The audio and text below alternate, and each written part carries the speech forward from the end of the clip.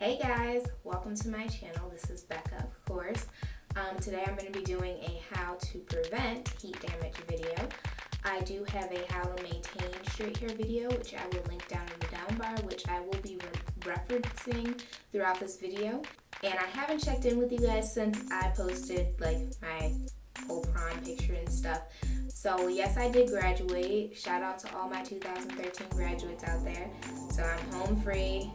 I'm going out on my own now, so you can expect great things from this girl. But I will be posting most of my college stuff on my blog channel, so make sure to tune into there. So if you want to see like the down home talking and girl talk videos, then you can check out my blog channel.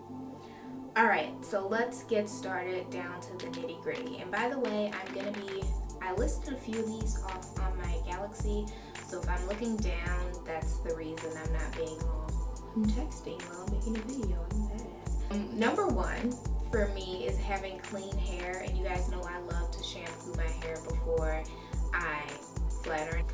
And I use a sulfate shampoo, but that doesn't mean that you have to use one, because I know a lot of people are very serious about using natural product. And I will get into the importance of having clean hair a little bit later in the science behind that when I talk about limiting your product. But the second reason is I want you guys to decondition your hair as well. Not only does that add moisture internally to your strands of hair, but it also makes it look good, you know, when you flat iron it. You don't want dry, stiff hair. It's just not a good look, and it just looks bad. And I prefer to do protein treatments just because it makes my hair really strong, and I can definitely tell a difference in my strands when I do a protein treatment versus a moisture decondition. So I do have a video on how I make my protein treatments, and I will leave it in the down bar for you guys to check that out as well if you're interested. Number 3 is to limit your product. So I only put 2 products in my hair after I wash it and decondition. 6-in-1 Miracle Oil, and I use my heat protectant, which is the Proclaim Glossing Polish, and you can find this at Salad Beauty Supply. You can also find this at Salad Beauty. Now, the whole science behind limiting your product intake is kind of complicated, so I'm going to look at this from a chemistry point of view just because I'm a chem major, and that's the only way that I really understand how to talk about it. So water boils at 212 degrees Fahrenheit, which is 100 degrees Celsius.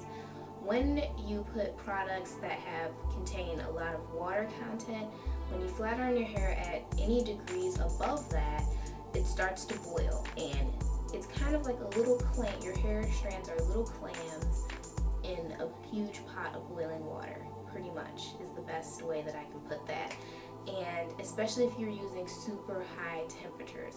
If you go even 10 degrees above any of those numbers that I list, you're getting into the vaporization stage in which water completely vaporizes, and all the bonds break in the product, and then you're left with parabens. But these parabens are not the good ones.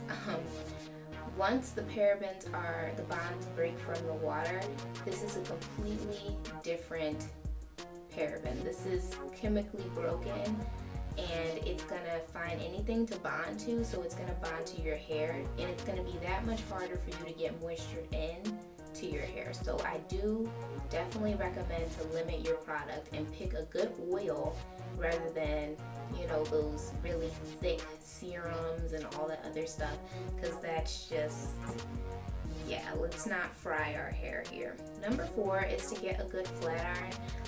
I use either my pink FHIs, which you guys have seen me use before, or my sister's GHDs. Make sure you get a temperature reader so that you know how much heat you're putting on your hair. That leads me into number 5, which is make sure that you keep lubing on your hair. I've seen so many instances, especially, this is funny because there's this video on YouTube of this girl burning off her hair because she leaves it on there. She's like, 20 seconds guys, and then she pulls it away and her hair is just gone. It's so bad, and I should not be laughing at this, but it's just, you just forget everything you've ever learned in life, right? But anyways, do not leave the flat iron on your hair like this. You always have to keep it moving. Even when I'm at my roots, I tap it. I don't leave it constantly on there. And when I run it down, I don't stop at certain points. If I'm gonna stop, I remove the flat iron, comb through whatever section and keep going, which I did in my flat iron video. So you guys can see an example of what I'm talking about there. Into number 6, which is know when to stop, know when to give your hair a break. I have a problem with every 3 days or something going over it, maybe once or twice with the flat iron in chunky sections, but it's still bad because you're not supposed to re-flat iron it once it's flat iron, because once again you're shocking the follicle again, and it's just leads you onto a bad path. So try not to keep re-flat ironing the hair if you can. And if you need help with that, you can also look at my How to Maintain Straight Hair video. And my last point is to know your hair, know when your hair has had enough. And I've seen the most passes that I've seen on YouTube was 7, and I was having a heart attack. And I don't know why I put myself through this, but I watch people's videos just to see. I know that I have my routine down, but I just like to see other people's routines and like what they like to do. And I was cringing, and she was going really slow. I go through this about 5 to 7 times. I was like, no, you're killing it. No. And it was just really bad, but you have to do your research, guys.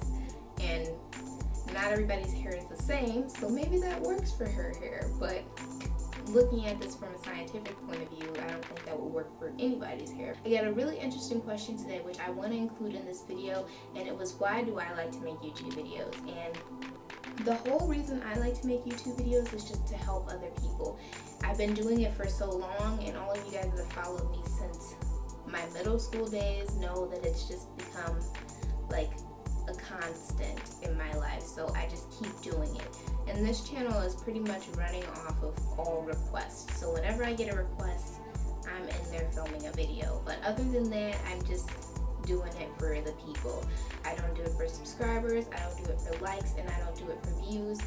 I just do it to, if one person watching my video and they get something out of it, that's enough for me, because people may look at it like, oh, you only get like 200 views or something like that, but I look at it as like, wow, 200 views. Like, imagine 200 people standing in your room right now staring at you. It's just like, I can't even imagine that. So I want to say thanks to everybody that's ever supported me. Thanks on 600 subscribers, and I'm really thankful to you guys, and I hope you all enjoy my videos, and I will talk to you guys soon. Bye.